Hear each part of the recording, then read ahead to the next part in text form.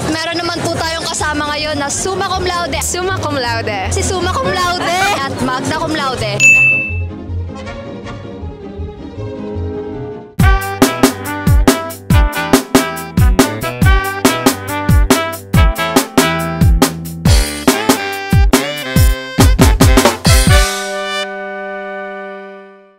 What is your name and program? Si Fiorella Valdeo, 4th year BFA, Bachelor of Fine Arts, major in Visual Communication. I'm Francine Valdeo, a Bachelor of Fine Arts, major in Visual Communication and Advertising Arts. I'm Christian Rosales. Maria Ana Clarissa F. Sardea from BS Psychology. Kumusta naman po yung naging journey niya sa college life niya po? Ang masasabi ko lang, sobrang hirap. Ay ito, naikwento ko konti lang.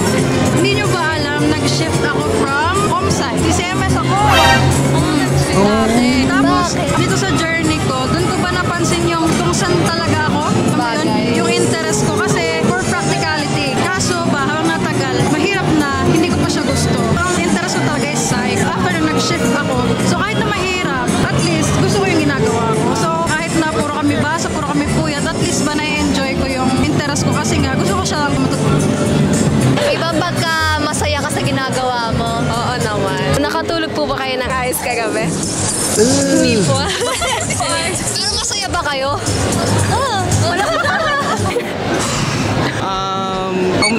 Sakto lang. Sakto lang. Masaya ka po ba? Oo naman, syempre.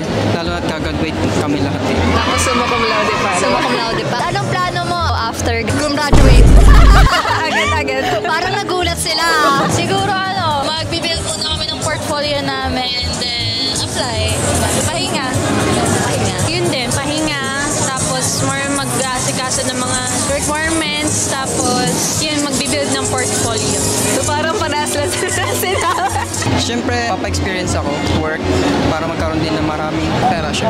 May message ka ba sa magulang mo? Yeah, ma, pa, ate, gagraduate na ako, I love you all.